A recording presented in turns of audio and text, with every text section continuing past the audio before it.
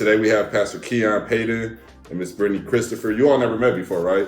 No. Okay, good. Well, there we go. So we're just going to have a candid conversation. You all are both experts in mental health, trauma, family, and social services. I'm pretty sure that you all can share some information with each other and for our future listeners. So I guess we'll start with Miss Brittany. So I am Brittany Christopher. I am a mental health therapist. I am a wife, a mom, and it can be very challenging. I was talking to the group about depression and anxiety and how that can show up in different ways, and we talked about ways to cope with it. So we did like a breathing exercise, some mindfulness, journaling, music. That's always a good one. Kind of talked a little bit about different ways to cope. As far as the future goes, I want to do more of this. This has always been my goal. Moving into therapy, I knew before I even decided that I was going to be a therapist that I needed to be in front of large groups because I have some information that a lot of people need to know. A lot of things that we don't talk about in our community as far as mental health goes. And it's important for me to be in these spaces so that I can talk to more people about mental health. So as far as the future goes, talking to as many people as possible about mental health and how to not stay in it, because you don't have to. Right. It's a choice. All right. Well, cool beans. I think we share a lot of synergy there. So I am Keyon Payton. Most of my career has been in ministry. This will be 30 years. June will make 30 years in ministry for me. The church that I currently pastor, I've been at for 16 years. But in addition to pastoring, I have always been able to multitask. So I've had a number of different professional careers. I used to be a regional executive for a very powerful lobby organization, the American Israel Public Affairs Committee. It's the third most powerful lobby in the country. And I was a regional executive for several years. Took that experience and later became the national director for community outreach and engagement for Ebony and Jet magazines, where I worked on a number of social justice initiatives. Since we're here in Detroit, one was securing the freedom of former Mayor Kwame Kilpatrick. We developed a national coalition of partners in that feat. We also worked on getting resources for the Black farmers in the South, who at the time when I was with Ebony, they were in jeopardy of losing about 1.5 million acres of land to the Department of Agriculture. And so we helped to lay the groundwork with the Department of Agriculture and other legislators, members of Congress, my dear friend Senator Raphael Warnock out of Atlanta, who was able to successfully secure about $5 billion of resources in the American Relief Act for those Black farmers of the South. And more recently, in 2019, I just grew very frustrated with many of our Black churches, where I believe that historically, the Black church has championed a number of social justice issues for our communities. And I feel that many of our churches have lost sight of our primary mission. And so I was inspired by the remake of the Marvin Gaye song, What's Going On?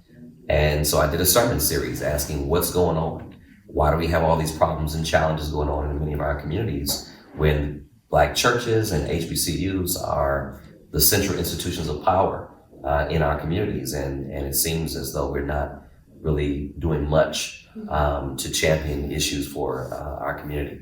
And so I entered a doctoral program to get my doctorate in ministry, and I stumbled across a concept that I thought was transformative, one that I wanted to use all of my areas of expertise, my years in ministry, working with families and communities from grassroots initiatives, my political savvy with respect to understanding how to move the needle with policy, and then also leveraging the network, the Black network, that I was able to develop as the national director with Ebony and Jet magazines.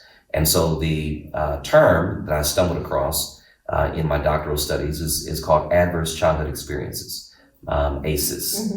And those who aren't familiar with adverse childhood experiences, is just a technical term for childhood trauma, and how childhood trauma, when left untreated, causes substance abuse addictions, violence, incarceration rates are accelerated as a result, arrests, early deaths, including suicide.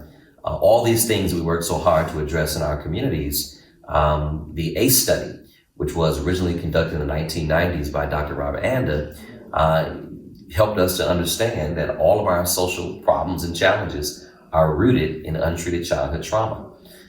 To the extent that in 2023, that ACE study that was conducted in the 1990s has now been corroborated with other fields of science that you're familiar. Neuroscience, where we now understand how toxic stress, much of what you described in managing the work, home, family life balance, right? All of those stressors, when we don't find positive ways to cope with those stressors, they impact the brain.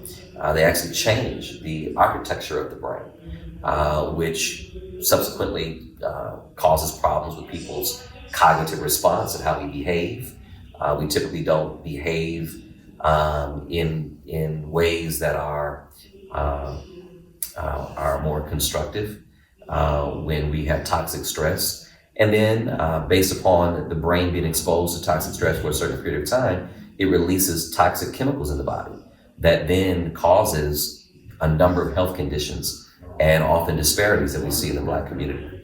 And so as a result of the ACE study now being corroborated with other fields of study, neuroscience and also epigenetics, we now know that according to the Center for Disease Control, ACEs, or adverse childhood experiences, when left untreated, is the lead public health and safety crisis in the country.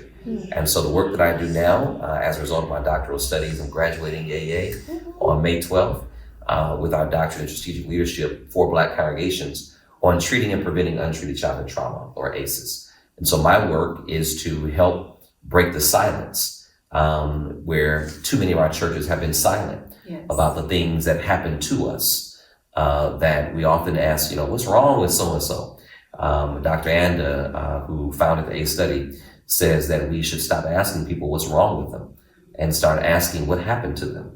And the more we can get to what happens to us, we can find a forward path for healing and a forward path to helping to rebuild many of our communities that are in ruins because we have not done well to address what happens to our many of our residents and community. So that's the work that I engage in, and creating greater awareness on traumas, having these types of conversations that help to promote that awareness, but then also developing strategies that will help to treat and prevent traumas in community, and ensuring that those strategies, not only are they evidence-based and data-driven, but that we find the resources and levy our political influence and capital to ensure that our legislators and politicians are not only aware of this science and the importance of this issue, but will give the resources that we need to address these issues, particularly in economically disadvantaged communities. So I know that was a little long,